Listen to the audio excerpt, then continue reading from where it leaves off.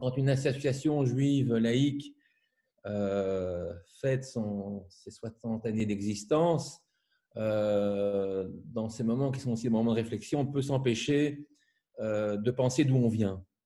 Et c'est vrai que le courant du judaïsme laïque, ou cette manière de voir le judaïsme dans une perspective laïque, s'inscrit dans un temps un peu plus long, beaucoup plus long que ça, qui est celui de l'entrée des Juifs dans la modernité. D'une certaine manière, les membres du CCLJ, les fondateurs et tous ceux qui s'identifient aux valeurs et aux idées que nous prenons et que nous essayons de mettre en œuvre en termes de laïcité au sein du monde juif, eh bien, sont le pur produit de ce que fut l'accès à la modernité pour les Juifs il y a plus de 2 siècles. Et donc, c'est la raison pour laquelle nous avons demandé à un spécialiste de cette question, Maurice Kriegel, qui est historien, qui est avant tout spécialiste, je pense, du judaïsme ibérique, mais aussi, de manière plus générale, du monde juif moderne. Et cette modernité, je pense que c'est ce qu'il va nous expliquer, elle s'est faite en 2 temps. D'abord avec la modification du regard que les sociétés environnantes, à partir de la fin de la seconde moitié du XVIIIe siècle, le regard a changé. On a commencé à envisager surtout des sociétés savantes, des princes, à voir les Juifs d'un œil différent et peut-être à accepter qu'ils soient, peut-être pas tout de suite des citoyens, mais en tout cas des gens apparents qui sont là, qui ne sont pas encore étrangers dans le pays. Il faudra évidemment attendre la Révolution française pour que ce processus s'enclenche d'un point de vue juridique et légal et que les Juifs deviennent des citoyens à part entière, ce qui sera ensuite, ce qui fera tache d'huile, notamment avec l'expansion française sous Napoléon et ensuite au XIXe siècle. Et le second temps, c'est évidemment la réponse juive. C'est vrai que beaucoup de Juifs ont répondu à cet appel, mais aussi cette période inédite dans leur histoire, à savoir qu'on les fasse entrer dans les sociétés pour qu'ils soient partie prenante de celles-ci, a aussi conduit les Juifs à changer le regard sur eux-mêmes. Et c'est ce qui fait que beaucoup de Juifs ont pris part à cette formidable aventure que fut et qui est encore la modernité. Et à plus forte raison que dans certains pays, à cette époque, beaucoup moins ouverts et un peu plus arriérés, comme en Europe orientale, où là, les Juifs formaient une véritable nation, ils ont développé leur propre modernité avec ce qu'on a appelé les maskilim, et ça a donné des expériences extraordinaires d'un point de vue culturel et même politique, avec l'émergence de courants politiques typiquement juifs et tout à fait modernes. Donc, pour nous expliquer tout ça, je vais tout de suite céder la parole à Maurice Kriegel, qui va nous entretenir à peu près pendant une quarantaine de minutes et ensuite, on fera place au débat. Mon cher Maurice, vous avez la parole. Merci beaucoup. Alors, la question que m'a proposée, pour les raisons qui viennent d'être rappelées, que m'a proposé d'affronter le CCLJ, comment les Juifs sont-ils entrés dans la modernité, est évidemment très vaste et représente un défi intimidant. Il m'a semblé que ce serait une manière efficace de l'aborder que de partir de la question « quand ». L'entrée dans la modernité, c'est l'entrée dans les sociétés européennes. Et cette entrée se produit dans une chronologie très resserrée. On a là une date ou quelques dates qui représentent l'un des grands tournants dans l'histoire juive sur le très long terme. Cette entrée, elle se produit en effet dans les 2 dernières décennies du XVIIIe siècle, et plus précisément dans l'Empire Habsbourg et la Prusse entre 1781 et 1783, premier temps, et en France en 1791, second temps. J'examinerai d'abord dans quelles conditions ce tournant s'est opéré, dans quelles conditions la société européenne s'est pleinement ouverte aux Juifs, ou a commencé de s'ouvrir aux Juifs, et ensuite, on l'a dit, quels ont été les effets de cette entrée dans les sociétés européennes au cours d'un 19e siècle qui court, disons, jusque vers 1880, moins sur la transformation de la vie économique et sociale des Juifs que sur la reconfiguration du judaïsme entre pluralisation des options religieuses, orthodoxie, réforme ou judaïsme libéral, ultra-orthodoxie, et affirmation d'une identité juive séculière, laïque. Alors, grand tournant.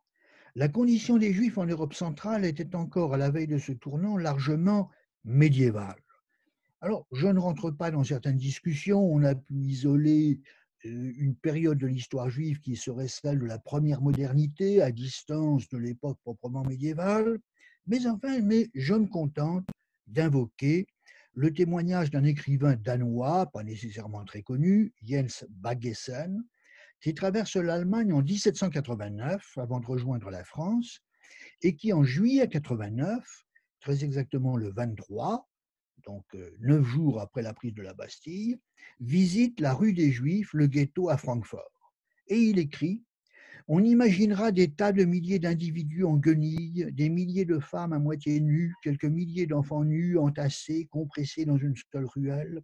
Quel amoncellement de misère, quel fourmillement de grossièreté, quelles exhalaisons pestilentielles, étouffantes d'immondices. Je n'ose décrire un seul de ces monticules de fils d'Israël, décomposés et à moitié rongés, qui s'éveillent et dorment debout, accroupis sous les marches des escaliers, dans l'embrasure des portes et dans la rue. C'est dans cette rue pestilentielle que l'immortel philosophe Mendelssohn habitait lorsqu'il séjournait à Francfort.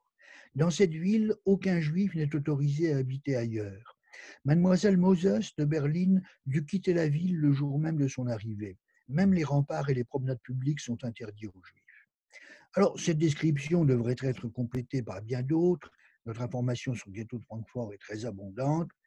Elle pourrait être pour une part nuancée, et l'enfermement dans les ghettos n'est hors d'Italie ni général, ni même d'ailleurs courant. Reste que c'est sur le fond d'une condition définie juridiquement dans le prolongement de la législation médiévale qu'interviennent relativement brusquement les patentes de tolérance de l'empereur Joseph II en Autriche et des plaidoyers pour une abolition des restrictions médiévales. Le 13 mai 1780, l'empereur fait circuler auprès de ses conseillers des propositions dans le but, déclare-t-il, de rendre les Juifs utiles à l'État. En septembre de la même année, paraît le livre du haut fonctionnaire prussien Christian Dohm, Über die bürgerliche Verwässerung der Juden, qui sera traduit en français sous le titre de la réforme politique des Juifs. Le 15 octobre, Joseph II publie une patente de tolérance qui s'applique aux Juifs de Bohême, et elle est suivie d'une autre patente pour les Juifs de Vienne le 2 janvier 82. Dès fin janvier de cette année 82, un disciple de Mendelssohn, Wessely ou Weisel, publie un texte où il exprime son soutien enthousiaste aux initiatives de l'empereur. En mars 82, c'est Mendelssohn lui-même qui intervient en écrivant « Grâce soit rendue à la Providence qui, dans sa grande bonté, m'a permis de voir encore dans mes vieux jours l'heure heureuse où les droits de l'humanité commencent à être pris à cœur dans toute leur extension. » Le même mois de mars, les adversaires des nouvelles mesures et de l'argumentaire avancé par les partisans de ces mesures contre-attaquent. L'orientaliste hébraïsant Johann David Michaelis publie une charge contre les thèses et les conclusions du livre de Dohm. Un an plus tard, en mai 83, que Mendelssohn publie son traité Jérusalem au pouvoir religieux et judaïsme, plaidant pour une rigoureuse séparation entre le religieux et le politique. Le débat public autour de la condition juive s'étend à la France. La Société royale des sciences et des arts de Metz met en 1787 au concours la question formulée en des termes qui faisaient écho aux discussions allemandes: est-il des moyens de rendre les Juifs plus heureux et plus utiles en France? Et comme la Société décida de demander aux candidats au prix de réviser leur texte, c'est l'année suivante, 1788, qu'elle couronne 3 lauréats, dont l'abbé Grégoire, auteur de l'essai sur la régénération physique, morale et politique des Juifs. En 87 encore, Mirabeau publie sa brochure sur Moses Mendelssohn sur la réforme politique des Juifs. Le débat allemand et le débat français furent imbriqués en fait dès le départ. Christian Daume avait rédigé son livre à la demande de Mendelssohn, lui-même sollicité par les Juifs d'Alsace à la suite d'une affaire de fausse quittance orchestrée par les porte-paroles du farouche antijudaïsme local.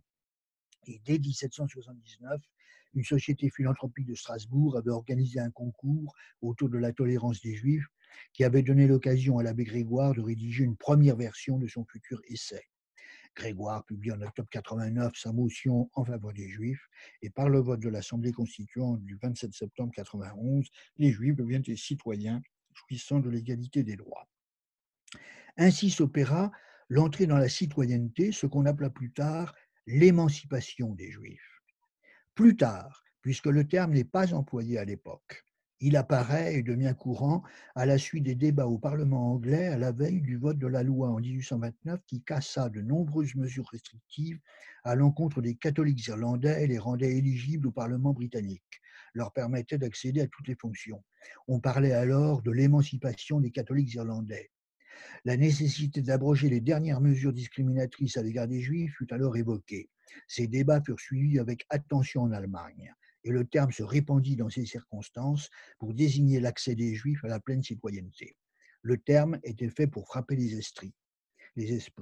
Ainsi, Bruno Bauer, adversaire de l'émancipation des Juifs, peut-il ouvrir son essai de 1843, La question juive, en déclarant sur le mode du sarcasme « Liberté, droits de l'homme, émancipation, réparation d'une injustice millénaire, ce sont des droits et des devoirs si fondés que leur simple évocation est assurée de trouver un écho favorable chez tout homme de bien, car souvent à elles seules, les paroles suffisent à rendre populaire la cause qu'elles s'attachent à défendre. » Entrer dans la citoyenneté qui ouvrait un nouveau chapitre dans l'histoire des Juifs, mais qui représentait aussi un aboutissement.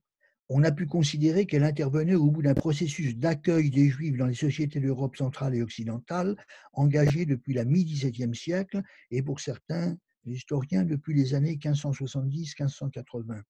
Un changement d'attitude à l'égard des Juifs se manifestait vers 1650 par le fait même que les sociétés qui avaient expulsé leurs Juifs au plus tard à l'extrême fin du Moyen Âge ou au tout début des temps modernes, vers 1520, la présence des Juifs en Europe occidentale et centrale n'était plus que résiduelle, restaient des poches de présence juive dans les pays germaniques et en Italie à cause de la fragmentation politique de ces pays.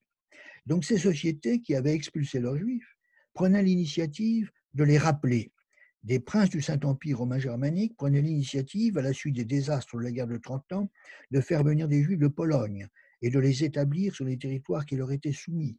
L'Angleterre de Cromwell renonçait certes à abroger officiellement l'édit d'expulsion des Juifs datant de la fin du XIIIe siècle, mais elle admettait de facto l'entrée et l'installation des Juifs en son sein. La France Louis XIVienne n'expulsait pas les Juifs de l'Alsace conquise, et les maranes espagnols accueillis à Bordeaux devenaient de plus en plus ouvertement juifs dans les dernières décennies du XVIIe siècle.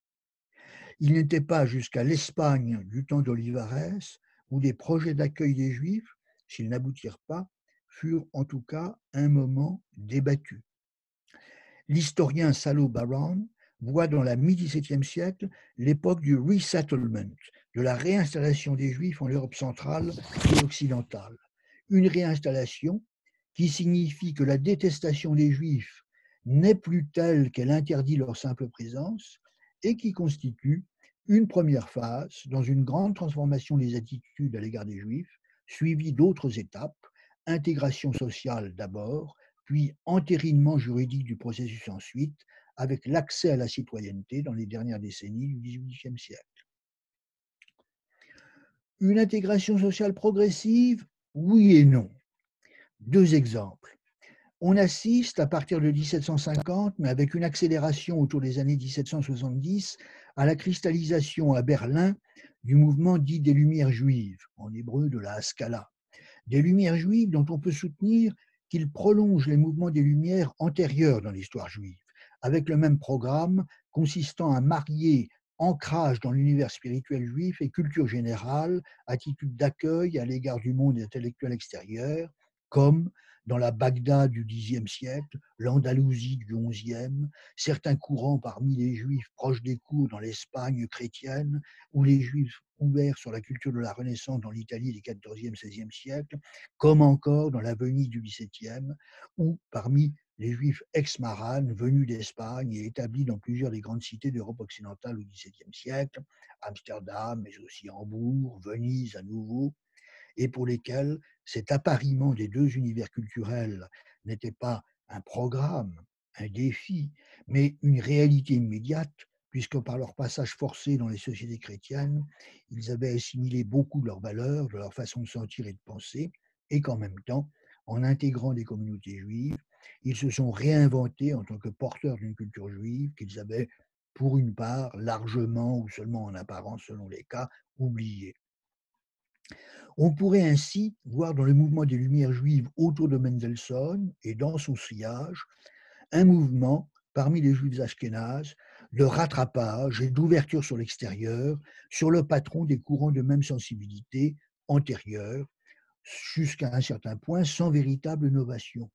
Ou plutôt, la novation essentielle interviendrait lorsque, lorsque ce mouvement des Lumières, à partir précisément de 1781-1782, devient un protagoniste du combat politique pour la citoyenneté. Autre exemple, on a voulu faire des Juifs de cour dans l'Allemagne des principautés du XVIIIe siècle des pionniers d'une intégration qui trouve sa consécration juridique avec l'émancipation. C'est le point de vue que partage Hannah Arendt, qui écrit « En plaçant leurs capitaux à la disposition de l'État, les Juifs avaient assumé un rôle productif dans l'économie européenne. Sans leur aide, l'État-nation du XVIIIe siècle et son administration indépendante auraient été inconcevables. En fait, c'est ce que je soulignais, c'est là sa thèse, c'est à ces Juifs de cour que les Juifs occidentaux devaient leur émancipation. » Se présentent deux objections. D'une part, le rôle politique que peuvent jouer ces juifs de cour au service du renforcement de l'autorité des princes est précisément fondé sur leur extériorité au corps social, comme c'était le cas pour les juifs au service des souverains dans les cours de Castille ou d'Aragon quelques siècles plus tôt. Et le rôle économique des juifs de cour dans les pays germaniques au XVIIIe siècle est gagé sur leur capacité à faire fond sur des réseaux communautaires facilement mobilisables dans le cadre d'une société tout entière faite de corps et de communautés, à moins qu'on mette en doute l'emprise de ce modèle corporatif et qu'on préfère voir dans ces corps une représentation, une manière de penser l'organisation sociale. Or, et c'est le second point, dans le domaine des représentations, des discours, de leur façon de faire, les Juifs actifs dans les cours allemandes professent des vues et agissent pour défendre les communautés juives en faisant jouer le pouvoir d'intervention auprès du pouvoir que leur offre leur haute fonction sur un mode très traditionnel. On a ainsi célébré de façon excessive le rôle qu'auraient rempli des Juifs proches des pouvoirs un peu partout en Europe, entre Angleterre, Hollande et cours allemandes, pour obtenir la révocation de l'ordre d'expulsion des Juifs de Prague puis de Moravie qu'avait édicté l'impératrice Marie-Thérèse entre décembre 1744 et janvier 1745. Comme si l'ajournement, puis nettement plus tard l'abrogation de ces ordres de bannissement témoignait de ce que les Juifs disposaient, par le poids que donnait à leur intervention leur rôle économique et politique, des leviers nécessaires pour, en fin de compte, obtenir quelque chose, et comme s'il y avait là le signe d'une insertion poussée dans les sociétés européennes, faisant signe vers la future émancipation. En fait, les interventions des Juifs de cour ont bien eu lieu, mais il n'est pas certain qu'elles aient été déterminantes. Surtout, les Juifs de cour en question ne remettaient pas en question le type de rapport établi entre la communauté juive et le pouvoir. Ils étaient attachés à l'idée de l'autonomie de la communauté juive reconnue par la loi et réclamaient, comme des Juifs proches des pouvoirs l'avaient toujours fait, la protection du souverain, empereur ou prince territorial. Ils ne présentaient pas de revendications politiques qui relèveraient d'un autre modèle. On ne pourrait guère citer qu'un cas de juif qu'on peut qualifier, si l'on veut, de juif de cour et qui nourrirait des vues nouvelles. Israël Jacobson a été effectivement un temps agent du duc de Brunswick, avant de se placer au service du roi Jérôme, le frère de Napoléon, dans le royaume de Westphalie. Il a pris les premières initiatives en direction de la réforme religieuse et s'est impliqué dans la discussion sur l'édit d'émancipation en Prusse en 1812 en utilisant des arguments inspirés des Lumières et de la Révolution française. Mais on voit qu'il appartient pour l'essentiel à une époque postérieure à celle où les Juifs de cour jouèrent un rôle caractéristique. Le tournant se situe donc bien chronologiquement dans les 2 dernières décennies du XVIIIe siècle, et c'est la pensée des Lumières qui détermine les décisions du despotisme éclairé, les patentes de tolérance de Joseph II, les prises de position de Daume, Grégoire et d'autres, et la loi de la Constituante en septembre 91. On appelait à une transformation radicale de la condition des Juifs qui devait s'insérer dans le projet de transformation radicale des fondements de l'organisation sociale. Ce que nous demandons, déclarent par exemple les porte-paroles des Juifs de Berlin s'adressant au roi de Prusse en 1790, n'est pas que les chaînes qui pèsent sur nous soient desserrées, mais qu'elles soient complètement brisées. Le but fondamental de l'État ne peut être autre que celui de recevoir les Juifs dans le corps des citoyens et de les incorporer complètement dans cette société. Et ce but est le vœu le plus ardent de la colonie des Juifs de Berlin. Les Juifs devaient cesser de constituer une corporation séparée et obtenaient des droits égaux, expliquait Christian Daume, les membres d'autres États et corps renonçant aussi à leurs propres privilèges. Les Juifs devaient pouvoir pratiquer tous les métiers, ce qui supposait que les guildes, les associations de métiers cessent de contrôler l'accès à l'emploi. Les Juifs devaient être libres d'observer leur religion, de la quitter, ou encore d'adhérer à une église constituée de déistes ou d'adeptes de la religion naturelle, ce qui mettait en question le statut privilégié des églises établies. Le débat entre partisans et adversaires de l'émancipation tourna largement, en Prusse et en France, autour de la même question. C'était celle posée par l'un des organisateurs du concours de Metz, Pierre-Louis Lacretelle. On ne peut disconvenir que la bassesse d'âme et l'industrie mercantile ne soient les 2 caractères auxquels on reconnaît les Juifs dans tous les pays. Comment peut-on réformer le caractère amoral de ce peuple? Faut-il tout d'un coup lui donner tous les droits du citoyen? L'écrivain danois Jens Baggesen, que j'évoquais tout à l'heure, connaissait ces arguments et en donnait une présentation systématisée en relation avec la nomenclature des régimes politiques et des principes qui les font fonctionner qu'avait dressé Montesquieu. Il écrit « Mais les Juifs sont un peuple… » Il écrit non pas en s'identifiant à ces arguments, mais pour les faire connaître. « Mais les Juifs sont un peuple si corrompu, si bas, si méprisable, qu'on ne doit pas plus relâcher ses chaînes que libérer les galériens. Il a si totalement perdu le sens de la vertu que dans aucune république, si totalement perdu le sens de l'honneur que dans aucune monarchie, ils ne peuvent être assimilés dans les mêmes conditions que les autres citoyens et les autres sujets. » La réponse de Daume, de Grégoire, de la plupart des partisans de l'émancipation est la même. C'est un fait que les Juifs sont aujourd'hui moralement corrompus. Mais cette corruption, cet avilissement sont le résultat de leur abaissement, de l'oppression dont ils sont victimes. Grégoire écrit ainsi dans l'essai sur la régénération, « Leur crainte, le caractère craintif des Juifs, est un fruit de l'esclavage. La misère a flétri leur cœur, le désespoir a provoqué leur aversion et les a conduits à la vengeance. Telle est la généalogie incontestable de bien des crimes et la marche presque infaillible de la nature humaine en pareil cas. Mais les torts des Juifs, leur malheur, accusent notre conduite à leur égard. Nation, avouez en gémissant que c'est là votre ouvrage.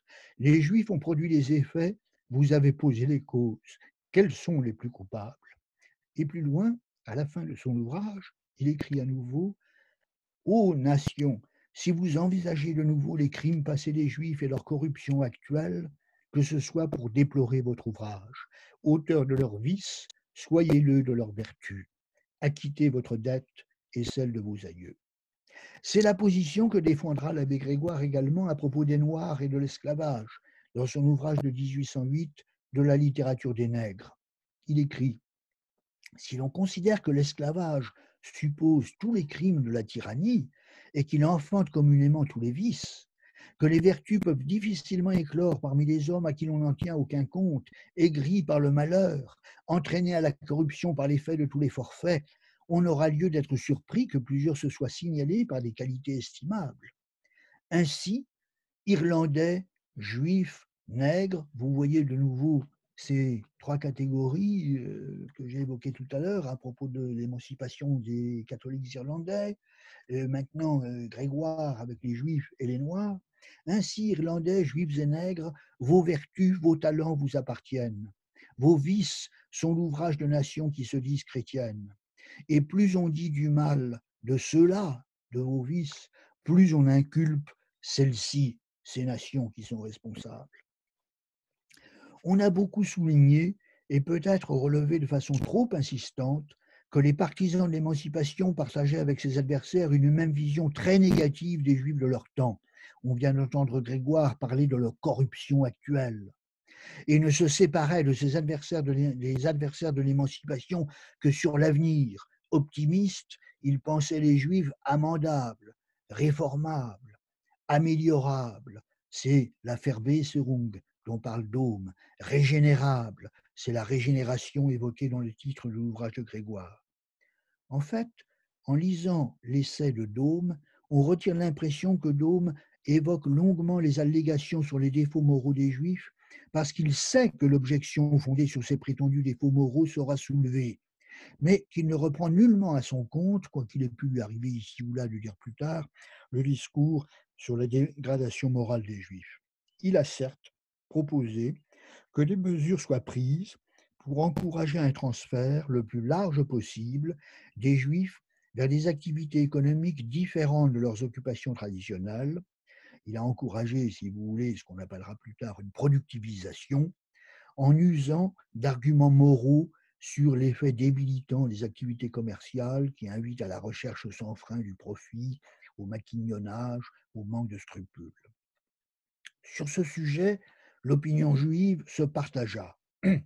Mendelssohn pensait qu'il n'y avait pas à prendre des initiatives dans ce sens, que l'abolition des lois ou règlements discriminatoires aurait d'elle-même un effet heureux sur l'activité économique juive, et que le discours qu'on entendait à ce sujet de son temps était l'expression d'un déplacement d'un antijudaïsme à la fois nouveau et identique à lui-même.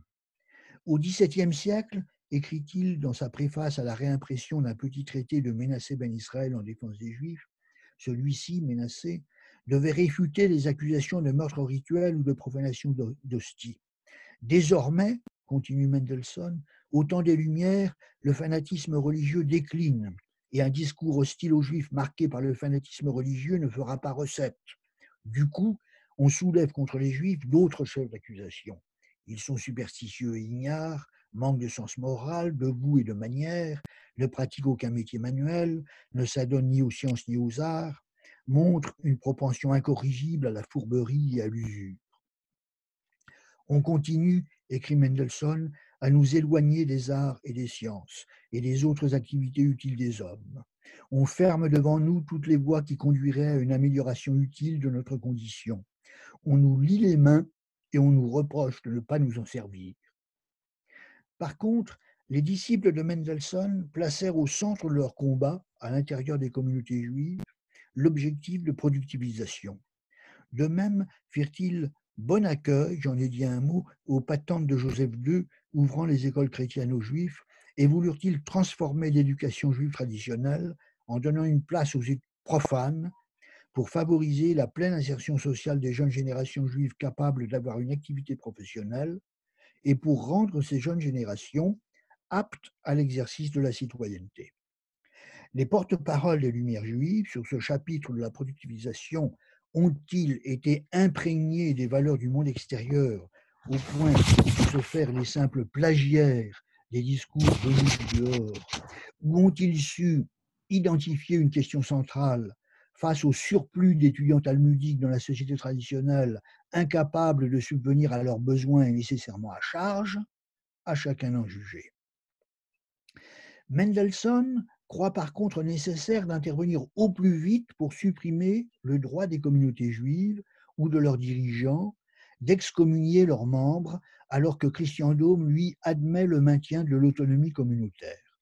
C'est que la distinction très tranchée que pose Mendelssohn dans de nombreux textes entre les églises et l'État, entre la société ecclésiastique qui se donne pour but l'édification par la persuasion et ne peut agir par la contrainte puisque les actes d'autorité échouent à imposer des croyances, lesquelles relèvent du fort intérieur, et, d'autre part, l'État qui exige l'obéissance, cette distinction l'amène logiquement à vouloir enlever à la communauté juive en tant qu'association religieuse le droit qui était le sien d'user de pouvoirs coercitifs. À vrai dire vrai, les communautés avaient déjà été privées au cours du XVIIIe siècle dans de nombreuses principautés allemandes du droit d'excommunication. L'arme du Kherem leur avait été retirée.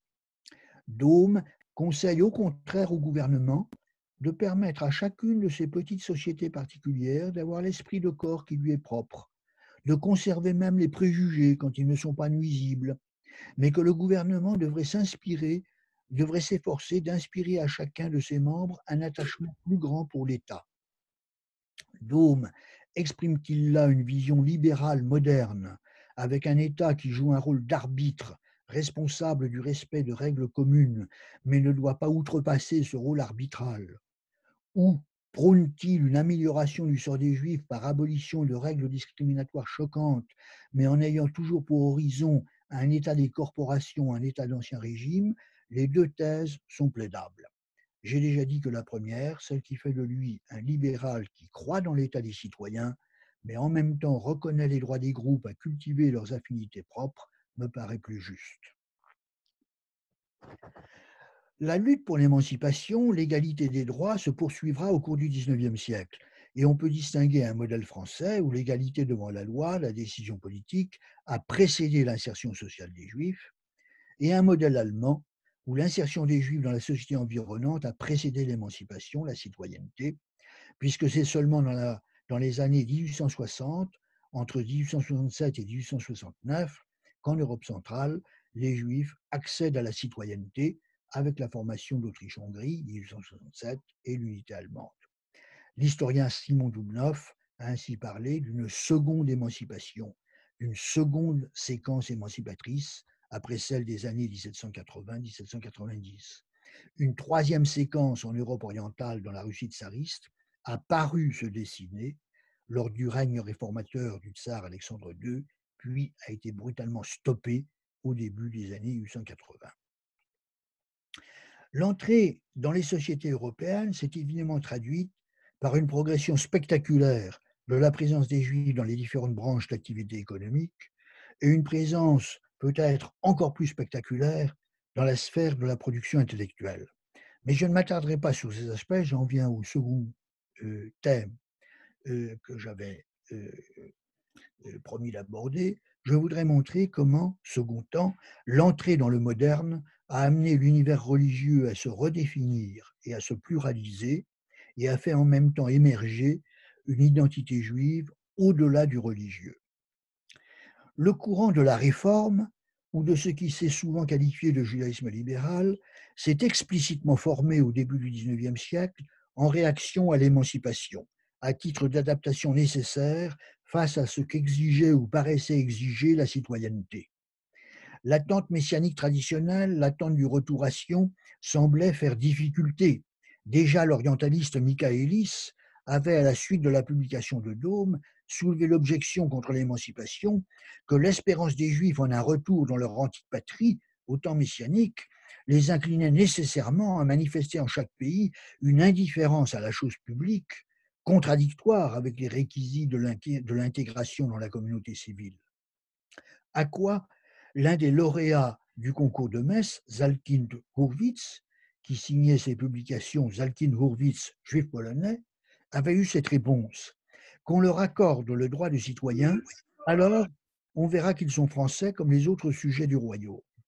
Il est vrai qu'ils ne croient pas rester toujours dans les pays qu'ils habitent actuellement et qu'ils attendent l'arrivée d'un Messie qui les rétablira dans la Palestine, mais ils attendent la mort avec encore plus de certitude. Cela ne les empêche point, à l'exemple des autres hommes, de bâtir, de semer et de planter où on le leur permet. Ainsi, Les Juifs attendent l'avènement messianique avec certitude, une certitude certes moindre que celle qui habite les hommes lorsqu'ils se représentent l'inéluctabilité de leur propre mort. L'attente messianique porte sur un avenir, sinon lointain, du moins suffisamment inactuel, et là joue le parallèle avec la mort, pour n'aucunement déterminer dans le présent les attitudes et les comportements qui naissent en réalité de préoccupations, de considérations toutes différentes. Mais Hurwitz ne paraît pas à l'objection d'une indifférence à la chose publique nourrie par la perspective religieuse. Dôme lui-même avait soutenu, en répondant personnellement à Michaélis, que, je le cite, « les Juifs prient pour leur retour dans leur terre, comme les chrétiens pour une rédemption prochaine », c'est-à-dire comme les millénaristes chrétiens attendent le second avènement de Jésus, la parousie. Les deux vaquent à leurs affaires comme s'ils devaient rester ici éternellement. Moïse Mendelssohn écrivait de son côté « Le retour espéré en Palestine qui préoccupe tant M. Michaélis n'a aucune influence sur notre conduite civile. L'expérience le confirme partout où les Juifs sont tolérés. En partie, la nature humaine l'explique. Seul l'enthousiaste n'aimerait pas le sol sur lequel il prospère. Et si les opinions religieuses de quelqu'un vont la contre, il les réserve pour l'Église, en l'espèce la synagogue, et la prière, et n'y pense pas au-delà. Donc, l'expérience messianique relève d'un discours religieux tenu dans l'espace de la synagogue, synagogue au sens large d'institution religieuse, mais qui n'influe pas sur la conduite à l'intérieur de la communauté politique.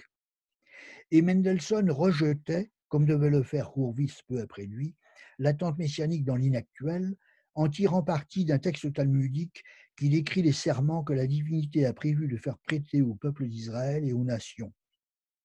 Deux engagements sont pris, selon le texte talmudique, par Israël en exil, tenu un, de ne pas monter à l'assaut, c'est-à-dire, avait expliqué Rachi, de ne pas agir ensemble et d'une main forte, et deux, de s'abstenir, et en fait c'est le même engagement, de toute menée factieuse contre les peuples parmi lesquels il sera dispersé.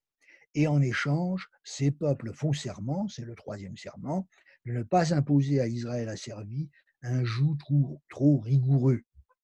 Sur la foi de ce texte, Mendelssohn donnait pour fondement au loyalisme des Juifs envers les États dans lesquels ils allaient accéder à la citoyenneté cette idée que leur tradition religieuse leur fait obligation de renoncer à s'employer par une activité propre à hâter l'avènement du règne messianique qui verra leur retour dans l'antique patrie.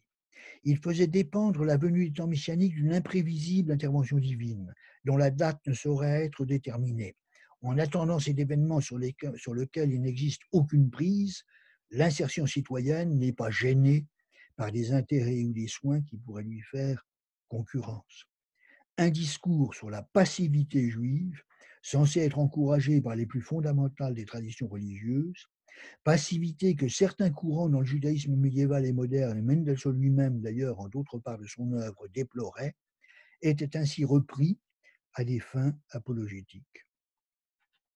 La réforme supprimera dans la liturgie les prières qui portent sur le retour à Sion et donnera du messianisme une version spiritualisée, débarrassée de tout ce par quoi il entretenait le sentiment que l'installation en diaspora n'était qu'exil provisoire, et en l'assimilant à la promesse d'un avenir renouvelé pour l'humanité entière. Quant à l'orthodoxie, si elle revendique la reconduction de la totalité des pièces liturgiques transmises par la tradition, elle réaménage aussi la matière messianique en l'organisant autour de l'aspiration à une réconciliation universelle et à une forme de concorde religieuse, et en accordant au retour à Sion un statut subsidiaire de façon à mieux le revalider. Réforme et orthodoxie, ce qu'on appellera en Allemagne la néo-orthodoxie, se constituent dans la même période, dans les premières décennies du XIXe siècle. C'est dans les années 1840 que se réunissent en Allemagne les congrès fondateurs de la Réforme, du judaïsme libéral. Mais dès les années 1810, ou même un peu plus tôt, apparaissent les initiatives qui en sont les premières manifestations. Les deux mouvements, et il faut le souligner en particulier en ce qui concerne l'orthodoxie, cherchent à circonscrire le domaine du religieux et partagent l'objectif d'une redéfinition du judaïsme sur une base confessionnelle. L'ultra-orthodoxie s'est voulu, elle, un mouvement de contre-modernité, et par là même, elle est une réponse à la modernité. Elle s'est organisée dans la Hongrie des Habsbourg, lorsque dans les années 1860 s'élargit l'audience d'un judaïsme réformé, connu localement sous le nom de néologie, prêt à sacrifier une large partie de l'observance pour mieux souligner le ralliement des Juifs à la cause du nationalisme magyar, et alors que commence à s'implanter une néo-orthodoxie à l'allemande, favorable par exemple à la création d'une école rabbinique nationale où, aux côtés des études talmudiques, serait dispensé un enseignement de culture générale, et lorsque surtout la refonte des institutions dans le nouvel État hongrois, placé en 1867 sur un pied d'égalité avec l'Autriche, c'est la fondation de l'Autriche-Hongrie, s'accompagne d'une réorganisation des communautés juives et pose la question de leur représentation unifiée. Face au danger d'avoir à se plier aux directives des dirigeants néologues, réformés, les orthodoxes modérés obtiennent en 1871 du Parlement le droit de quitter les organismes communautaires et de fonder leurs propres organisations. C'est en fait l'ultra-orthodoxie, dont les troupes se recrutent dans les régions du nord-est du royaume, proche de la Galicie dominée par les dynasties hassidiques, qui met à profit ce droit de sécession. Au cours des luttes de la décennie écoulée, au cours des années 1860, cette ultra-orthodoxie s'est définitivement constituée en se mobilisant autour de trois principes majeurs: le rejet de toute innovation, liturgique ou autre, le, pardon, le refus d'une logique libérale rabattant le religieux sur le privé et l'affichage à l'inverse d'une identité juive hors du registre strictement confessionnel par l'emploi des noms et des prénoms hébraïques, le port du costume traditionnel, l'usage des seules langues juives, hébreu et yiddish. Et troisième point, l'affirmation d'une vocation juive particulière qui trouve expression dans l'étude continue de la loi divine à l'exclusion du soin des affaires terrestres dont le reste de l'humanité a la charge. Trois principes étroitement liés. Le premier, le rejet de toute innovation. La Torah a interdit toute innovation, déclarait déjà en 1819 Moïse Sofer, Achatam Sofer, le rabbin de Bratislava, ne se limitait pas à signifier l'opposition aux modifications des formes du culte introduites par les réformés et reprises avec des aménagements par la néo-orthodoxie. L'altération de toute coutume est ressentie comme intolérable. On sacralise le code du Shulchan Aruch rédigé au XVIe siècle, alors que les docteurs ne se sentaient auparavant nullement obligés de le suivre à la lettre, et on tient qu'en toute matière douteuse, il convient de retenir la solution rigoriste, ne serait-ce que pour faire contrepoids au recul observable de la pratique religieuse.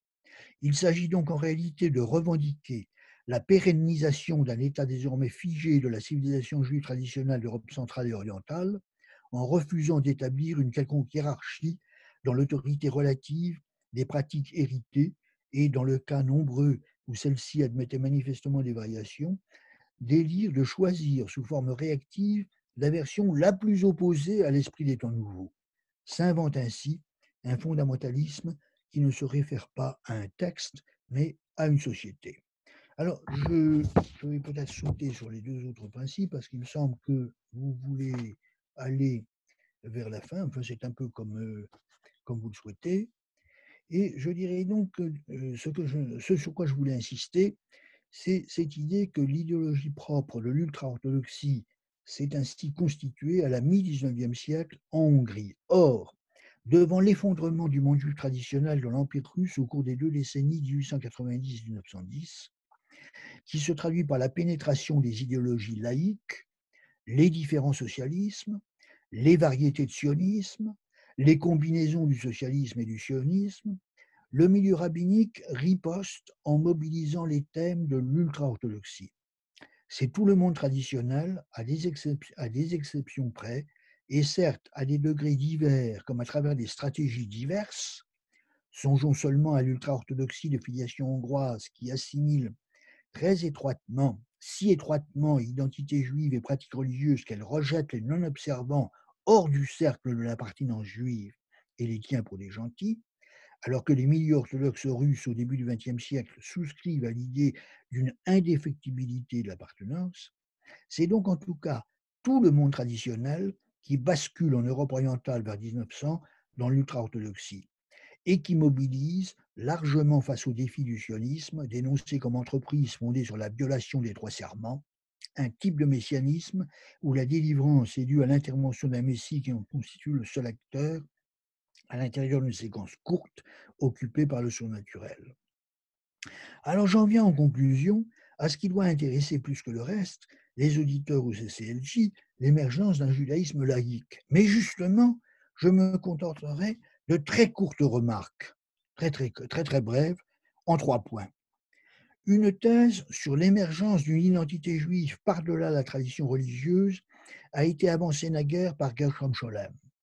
Pour Scholem, c'est de l'intérieur de la tradition mystique juive, qui selon lui atteint sa plus grande influence au début de l'époque moderne, que naquit une contestation de la pratique religieuse et au bout du processus au cours des XVIIe, XVIIIe siècles, que s'imposa un dépassement de l'univers des conceptions et des pratiques traditionnelles, à partir de ces raisonnements mystiques.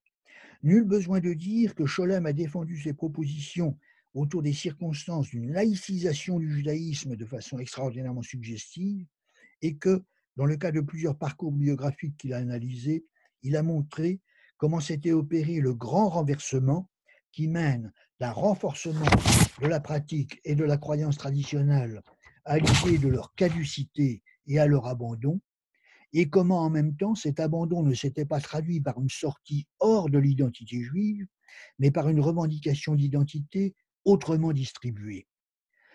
On peut penser pourtant que ce processus purement interne accompagne pour l'essentiel à la marge des développements en direction d'une laïcisation de l'identité qui sont le produit des influences venues de l'extérieur. Du coup, et ce serait le second point que je relève vraiment en quelques mots seulement, il n'y a pas de surprise majeure dans le fait que des Juifs dans les pays d'Europe occidentale et centrale interprètent leur identité sur un mode laïcisé, alors qu'ils sont partie prenante après l'émancipation dans des sociétés en voie de laïcisation. Mais, troisième point, il se produit en Europe orientale, là où se trouvent les masses juives, dans la Russie tsariste englobant la Pologne, une sortie rapide hors de l'univers religieux, avec la formation que j'ai signalée au passage du sionisme, du socialisme, bundiste ou autre, et de leurs multiples combinaisons dans les 2 dernières décennies du XIXe siècle, peut-être plus particulièrement après 1890. Or, les conditions de cet effondrement du monde traditionnel, effondrement qui n'est bien entendu pas total, de ce passage du monde de la yeshiva au monde du parti politique, restent, à mon sentiment, au fond, et malgré beaucoup d'études, assez mal identifiées. Et c'est sur le sentiment de cette perplexité que j'aimerais conclure. Merci. Voilà.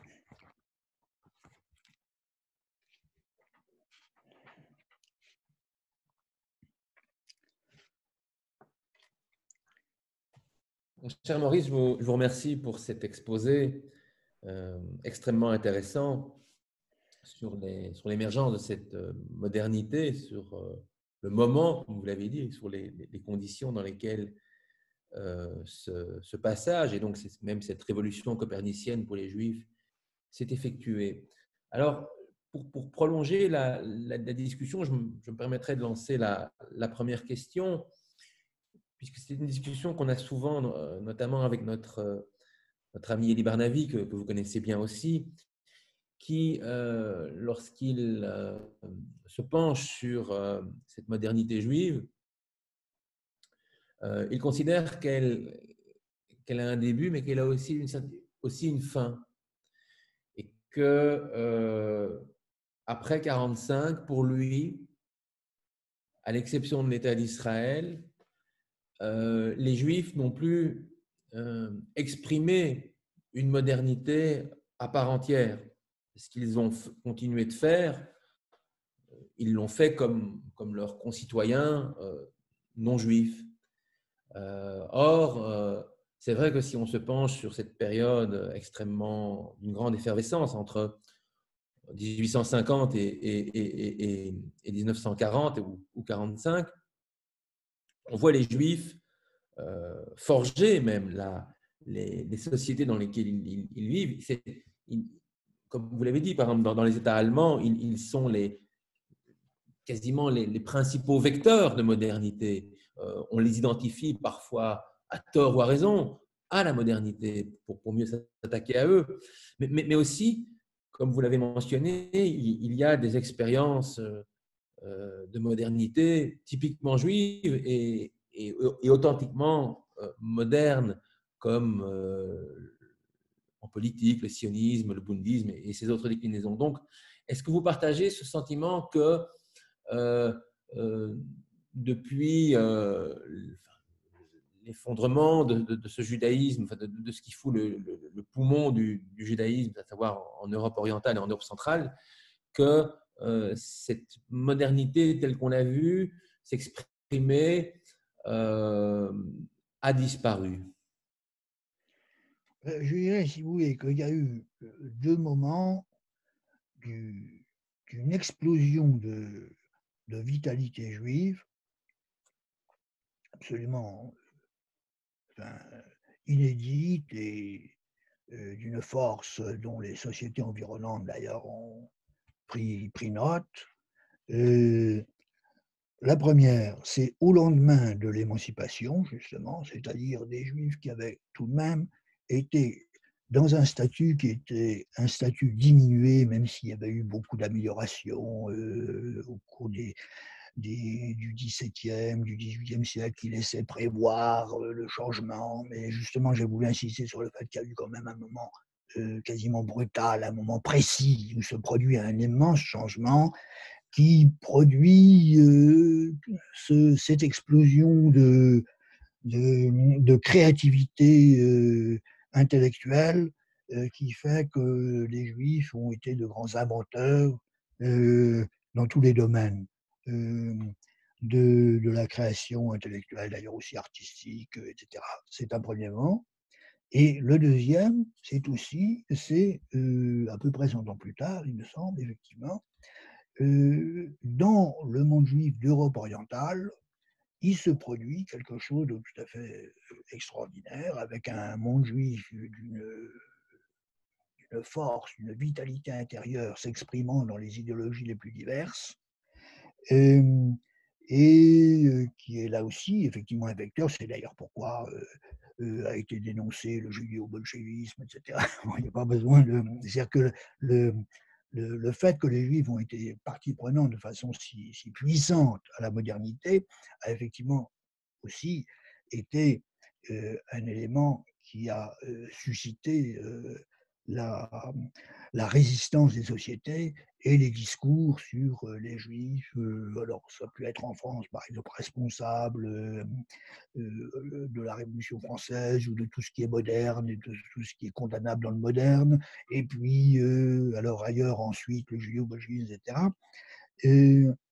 Et alors, est-ce que, alors, Élie, je pense, si je me suis, qu'après 1945, bon, il voit une sorte de monopolisation de ce qui est important, vivant, actif dans le monde juif en Israël, et qu'ailleurs, ça sommeille un peu. C'est un peu ça son point de vue. Alors, alors, que dire il se trouve que, de toute façon, tout ce qui était considéré comme vecteur du moderne, par exemple, dans le politique, depuis au moins 30 ans, est en recul sensible, c'est le moins qu'on puisse dire. Et les mondes actifs aujourd'hui sont, c'est vrai, d'un côté, alors Israël, avec les bouillonnements, les difficultés, mais aussi la force de la société israélienne, sa puissance, sa vitalité intérieure. Et puis, il y a un monde juif américain, alors sur lequel je ne voulais pas m'étendre, parce qu'il y aurait peut-être pas beaucoup de choses à dire, enfin, qui reste à 60%, 70%, par exemple, proche du Parti démocrate, mais dans lequel il y a beaucoup de figures qui sont passées dans ce qui ne relève pas de la modernité la plus, la plus insolente. Alors voilà, voilà ce que je pourrais dire très rapidement en réponse. Mais si vous voulez, ce que dit Élie ne me paraît pas faux, est en même temps marqué au coin bon, d'un sentiment patriotique qui est le sien que je trouve extrêmement respectable, mais qui fait qu'effectivement, ce qui agite les communautés juives en diaspora lui paraît souvent un peu manquant de contenu réel. Voilà, enfin, c'est son sentiment assez profond, je crois. Euh, je pense que Izzy, tu veux réagir?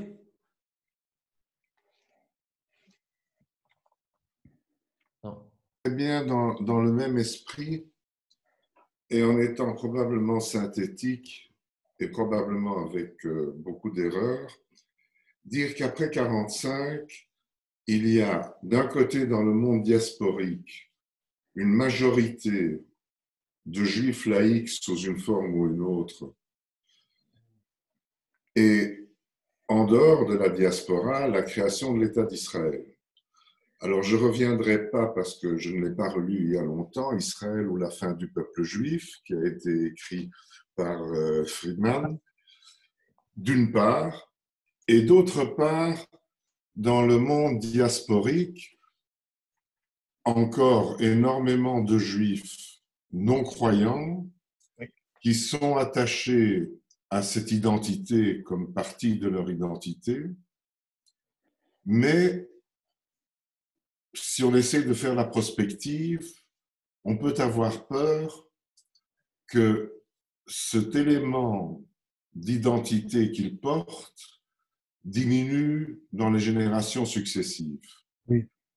Et si on voit ça d'un côté et de l'autre côté qu'en Israël, il y a la fin d'un peuple juif qui existait avant et la montée d'un nationalisme, je parle pas des courants religieux qui pour l'instant sont d'ailleurs plus actifs parce qu'ils maintiennent leur idéologie pour ceux d'entre eux qui ont évolué par rapport à Israël. J'ai l'impression qu'il y a du contenu qui manque pour que cette judéité persiste comme élément d'identification d'une partie de la population, c'est-à-dire des juifs d'aujourd'hui laïcs. J'aimerais bien avoir votre sentiment à ce sujet et savoir si, par bêtise ou par attachement, on veut prolonger cette identité. Ce que je pourrais dire, ce qui me semble, c'est qu'au fond, d'une part, je partage ce que sont un peu, ce qu'on pourrait qualifier d'appréhension de votre part, Oui, oui.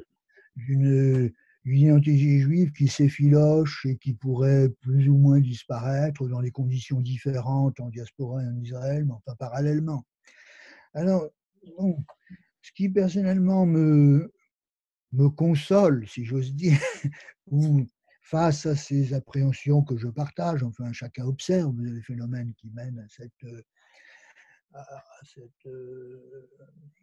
à cette identité de plus en plus difficile à situer, en tout cas peu revendiquée, etc., c'est que il me semble que quasiment à chaque génération, on a diagnostiqué depuis 150 ans que c'était la dernière et qu'on allait vers la fin. Et puis, pour des raisons qui sont difficiles à comprendre, et ni vous ni moi ne pensons que c'est la Providence qui est le responsable de cela, eh bien, l'identité, il y a un repiquage de l'identité, ça se produit chaque fois de façon, d'une certaine manière, imprévue, difficile à comprendre. Moi, je me souviens très bien qu'il y a 30 ans, je pensais oui, le judaïsme, au fond, il y a eu en Europe occidentale, en France, bon, il y a eu un moment où le prestige d'Israël, après 67, a créé une sorte d'émotion très puissante et de sentiment. Bon, mais alors, à partir du début des années 80, ça commence à, à disparaître. Et alors, qu'est-ce qui va rester? Parce qu'au fond, il y a une intégration dans la société environnante qui se produit. Et puis,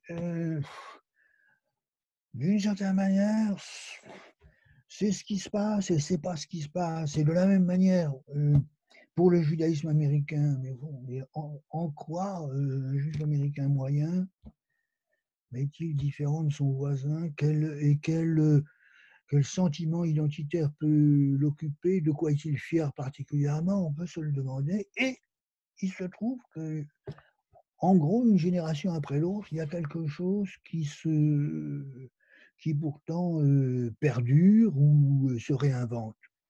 Alors, on pourrait dire, pour répondre à votre interrogation et réagir sur ces appréhensions, je dirais que tous les indicateurs vont dans le sens de ce que vous dites. Et en même temps, C'est pas rassurant. qu'en même temps, parce que c'est vrai dans les situations historiques, c'est aussi vrai en Israël où on a une cristallisation d'un milieu religieux maintenant ultra ethniciste, etc., donc qui se transforme en secte puissante pour toutes sortes de raisons, mais en même temps en s'enfermant dans le milieu sectaire, et une société israélienne au-delà qui, au fond, l'identité juive, vous en parlez à beaucoup de jeunes Israéliens, on pourrait penser pourquoi ça leur importe. Et d'ailleurs, sur l'évangile traditionnel, ils ne savent à peu près rien et ça ne les intéresse pas, y compris même sur l'histoire du sionisme. Maintenant, ça leur paraît des vieilles histoires qu'on leur a sorinées. Non, ben, c'est pas bon. On en a trop entendu là-dessus, et on vit dans une espèce ils vivent souvent dans une sorte de présentisme où on ne voit pas très bien. Et en même temps, alors, et particulièrement justement dans un milieu laïque israélien qui, lui, est actif et puissant. Alors, c'est peut-être seulement dans l'État de Tel Aviv, mais enfin, l'État de Tel Aviv, c'est plus important à l'intérieur de l'État d'Israël quand même. Peut-être pas démographiquement, mais en termes d'activité et de vitalité, c'est quand même là que ça se passe. Eh bien, ces jeunes Israéliens qui pourraient paraître détachés ont un sentiment vif. Il faut un peu gratter au-delà de ce que, à mon avis, au-delà de ce que sont de ce que seraient les discours qui tiendraient eux-mêmes sur eux-mêmes. On trouve je ne sais pas s'il faut dire une appétence, enfin un désir de se raccorder à une histoire longue qui est présente. Alors, je ne crois pas qu'on puisse en dire beaucoup plus sur ce qui va se passer, sinon on ferait de la futurologie. Mais on en est un peu là, voilà, à une incertitude massive où effectivement, alors peut-être que des processus sociaux si puissants et plus puissants, puisque ce sont des processus neufs et qui peut-être depuis 1945 sont les plus neufs. Il y a quelque chose d'ailleurs généralement négatif qui se passe, mais qui est très puissant dans nos sociétés contemporaines. Et on pourrait peut-être que ces puissances vont cette fois entraîner un effondrement, mais allez savoir. Merci. Voilà. Maurice Riel, vous avez évoqué dans Chalem. Oui. Et est-ce qu'on peut considérer que des figures comme Chalem, Buber ou Rosenzweig, qui d'une certaine manière participaient d'un mouvement de ce qu'on appelait de déssimilation et donc de retour aux sources, était aussi une forme de frein au processus d'assimilation sûrement, mais aussi de modernisation des Juifs. Ou bien était simplement une volonté pour eux de s'inscrire toujours dans la modernité tout en maintenant une identité juive avec un véritable contenu juif? C'est-à-dire que pour quelqu'un comme Scholem, en tout cas, effectivement, son choix sioniste était considéré par lui comme étant à la fois un choix d'appartenance, d'ancrage, et un choix de transformation de l'identité juive et de rupture avec le monde traditionnel.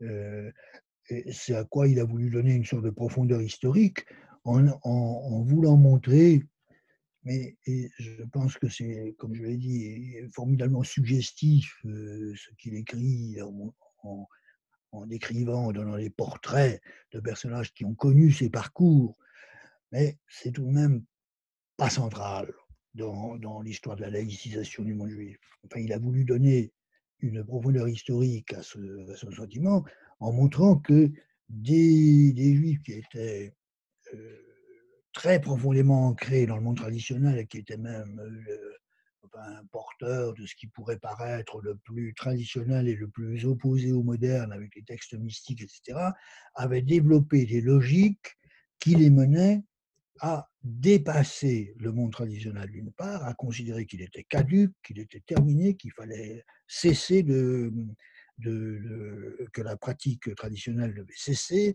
que l'ensemble des notions organisatrices du monde juif traditionnel devaient être dépassées, et en même temps que ces gens-là continuaient à vouloir être juifs, qu'il y avait chez eux un vouloir juif qui ne disparaissait pas du fait qu'ils sortaient de la communauté juive, sortaient du judaïsme traditionnel, mais au contraire, ils étaient les pionniers de ce phénomène nouveau, d'un phénomène nouveau, parce que pendant des siècles, lorsqu'on voulait rompre avec l'univers religieux, avec la pratique traditionnelle, on sortait de la communauté juive. On était d'abord excommunié par elle, et on se convertissait.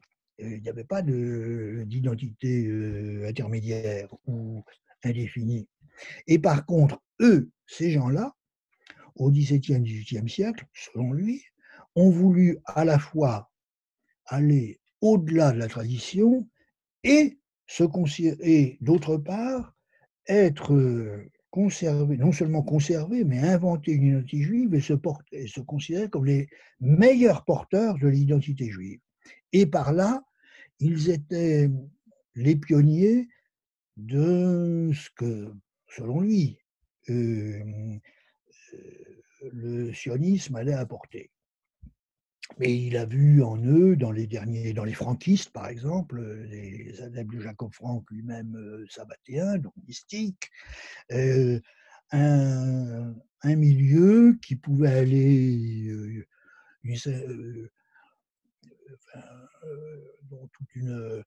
dont toute une aile pouvait conduire à l'assimilation, mais d'autres courants étaient porteurs de ce renouvellement interne de l'identité juive. Alors, de façon très générale, ce qu'a écrit là-dessus Scholem a été beaucoup admiré parce que ses œuvres sont admirables et donc admirées, mais on ne peut pas dire qu'il a été suivi, que son discours là-dessus a été considéré comme convaincant et comme décrivant quelque chose un phénomène central de l'histoire juive des derniers siècles. Voilà ce que je dirais. Les amis, quelqu'un d'entre vous a une question à poser ou une remarque à formuler?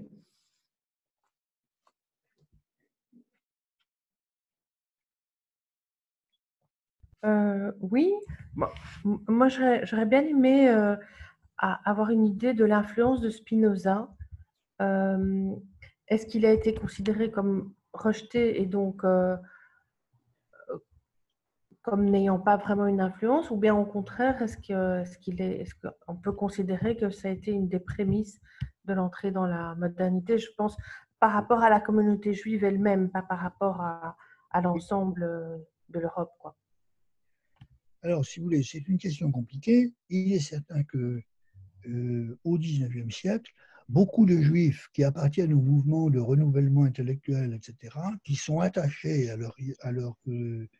leur identité juive, se réclament de Spinoza et voient en lui celui qui a créé, qui est au fond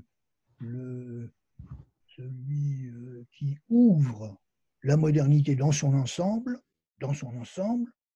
et qui ouvre la voie à une identité juive réaménagée, au-delà du religieux. Par exemple, vous prenez quelqu'un comme Moïse Hess, n'est-ce pas, qui est quelqu'un d'intéressant puisque il est l'un des fondateurs du communisme en étant très proche de Marx dans les années 1840, et il est l'un des fondateurs du sionisme ou l'un des pionniers du sionisme, puisqu'il écrit dans les années 1860 un ouvrage Rome et Jérusalem, qui est généralement considéré comme, avant la fondation réelle du sionisme dans les années 1890, comme un ouvrage qui annonce le mouvement qui se formera 30 ans plus tard. Or, Moïse Hess écrit à de très nombreuses reprises que Spinoza est, si vous voulez, son drapeau, que c'est Spinoza qui donne le moyen de penser une identité qui pourra exister alors sur le mode étatique territorial ou autrement, mais en tout cas qui ouvre quelque chose de nouveau dans la mesure où Spinoza a condamné le judaïsme traditionnel, mais en même temps, alors selon cette façon de le lire, hein, il y en a beaucoup, mais en même temps, par exemple, et on peut dire qu'effectivement il a été le premier dans ce cas, il ne s'est pas converti au christianisme. Et il a cherché, et d'ailleurs il a été considéré de son temps par les penseurs traditionnels dans le monde chrétien de l'époque comme le juif de la ville de Warburg, enfin des différents endroits où il a habité. Et il ne s'est donc pas converti, et il y a là quelque chose qui appelle en tout cas une identification, et on peut considérer d'ailleurs que certains passages du traité théologico-politique font signe vers une certaine manière de sionisme. Il parle dans le chapitre 3 du traité théologico-politique des raisons de l'effondrement de l'ancien État juif et de la possibilité que cet ancien État se rétablisse. Alors, les interprétations de ce passage, hein, c'est un passage qui fait 20 lignes, en tout cas, sont très diverses. Il y a eu des torrents de littérature là-dessus. Et Spinoza ne dit pas, au contraire, il dit qu'il évoque cette possibilité, mais en même temps n'y croit pas. Enfin, il l'évoque. Alors, il situe aussi, il identifie une tension entre le politique et le religieux qui lui fait penser que c'est la trop grande place du religieux dans l'État, dans l'Israël antique, n'est-ce pas, à l'époque des royaumes d'Israël et de Juda, qui a entraîné leur incapacité à tenir et qui a amené leur disparition. Et il s'interroge sur la place donc, du politique face au religieux. Alors, ce sont les interrogations qui ensuite, bon, alors beaucoup d'auteurs ont dit, voilà, Spinoza ouvre une voie nouvelle au judaïsme. Et Ben Gurion aussi a pu. Alors, on a ensuite, certains auteurs diraient, voilà, le mouvement sioniste s'est approprié Spinoza de façon indue, etc. On peut le dire, mais on peut aussi dire que c'est pas si indu que ça, et qu'il y a quelque chose dans Spinoza qui effectivement mène à une réflexion qui appelle la promotion du politique et une identité juive réinventée. Voilà. Je ne vous entends pas là.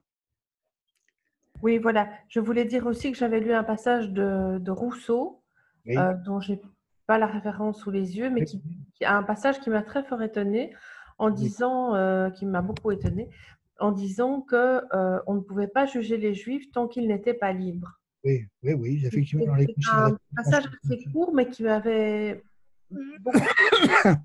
C'est dans, je crois, une considération sur la Pologne, où à Mm. l'intérieur, il a effectivement ce passage. Et je trouvais, enfin, ça m'avait vraiment touchée, étonnée, et je trouvais que c'était très, très juste. Voilà, merci beaucoup. Je vous en prie. Quelqu'un d'autre? Izzy, tu voulais intervenir?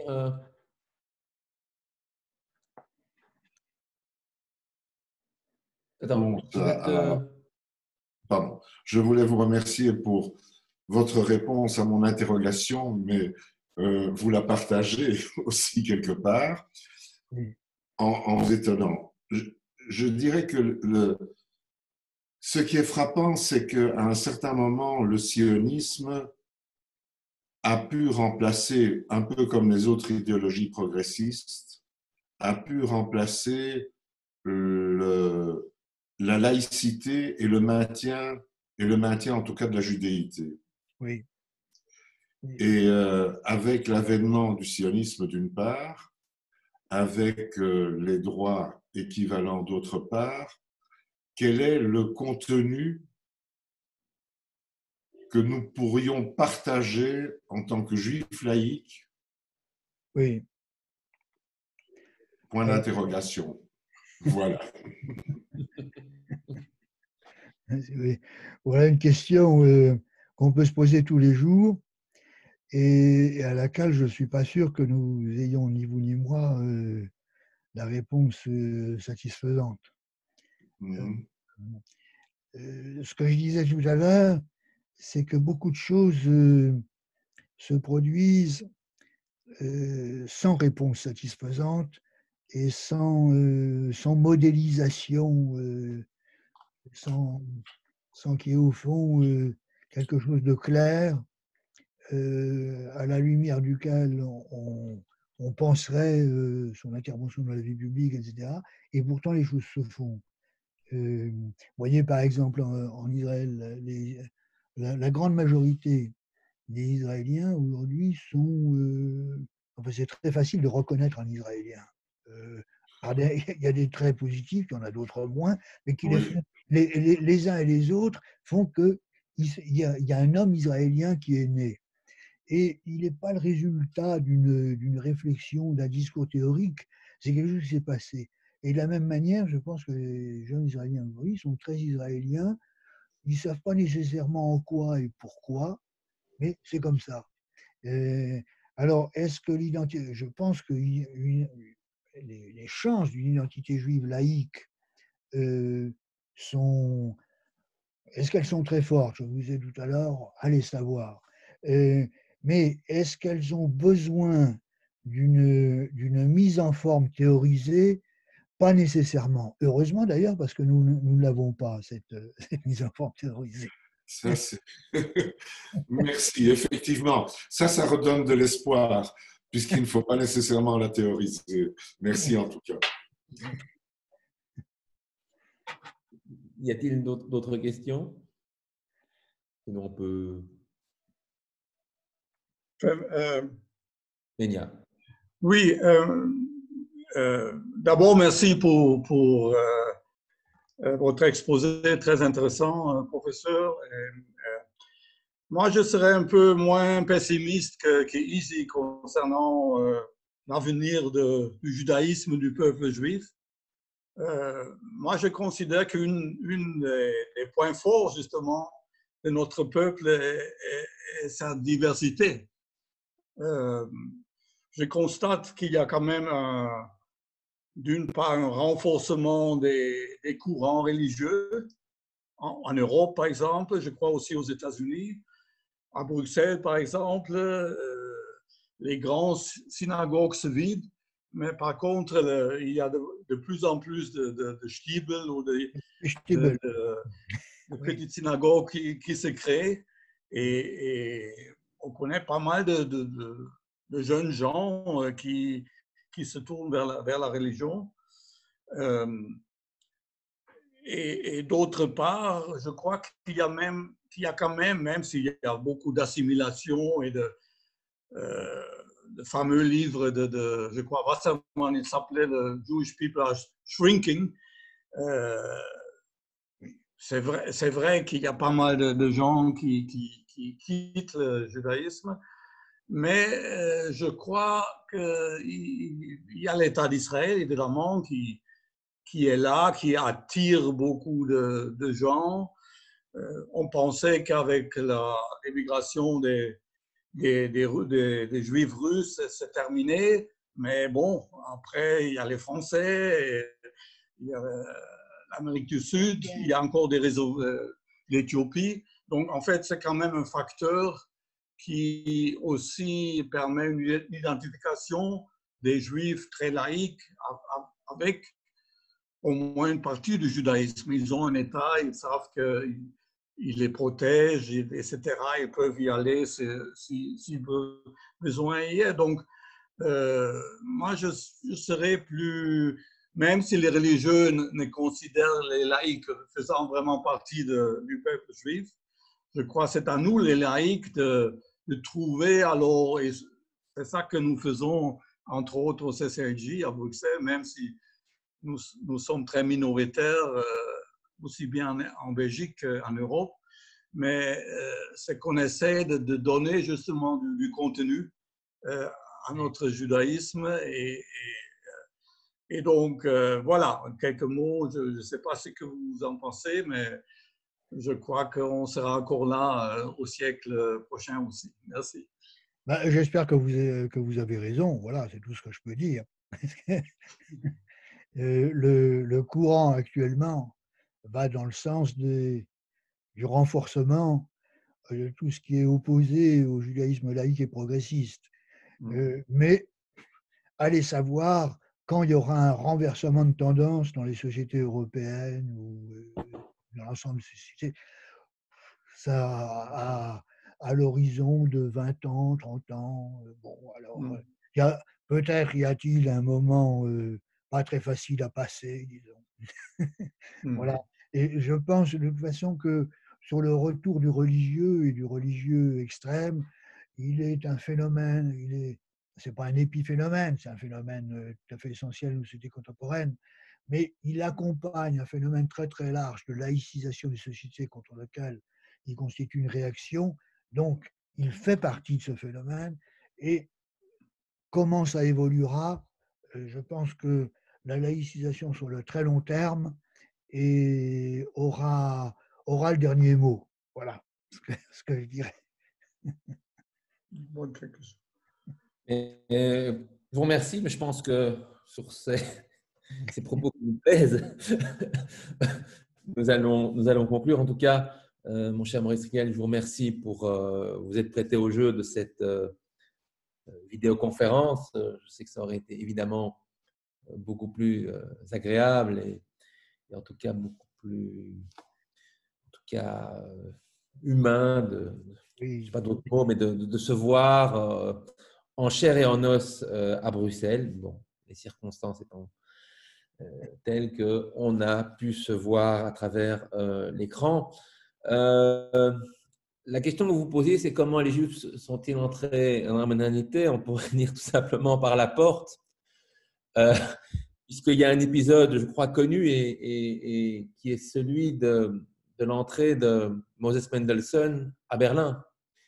Si j'ai bonne mémoire, au départ, on le faisait entrer par une porte qui était spécifiquement réservée aux Juifs, qui était, je crois que ça portait le nom d'un animal, mais je ne sais plus lequel c'est. Peut-être vous pouvez nous dire un mot là-dessus. Non, je vous dirais simplement qu'effectivement, Frédéric II a eu vis-à-vis de Mendelssohn un comportement un peu cavalier. Ça montrait que la condition des Juifs était telle que même vis-à-vis de quelqu'un qui était célèbre, etc., bon, les comportements des gouvernants pouvaient seraient inadmissibles plus tard, pas tellement plus tard, mais que justement, encore vers 1770, ces comportements étaient observables. Bien. Bien, je vous remercie Et je vous souhaite à tous et à toutes une excellente soirée et à bientôt. Merci beaucoup. Shana Tova. Shana Tova. Shana Tova. Merci, Monsieur Kriegel. Merci à vous. Merci. Au revoir. Au revoir. Au revoir, Shana Tova. Shana Tova.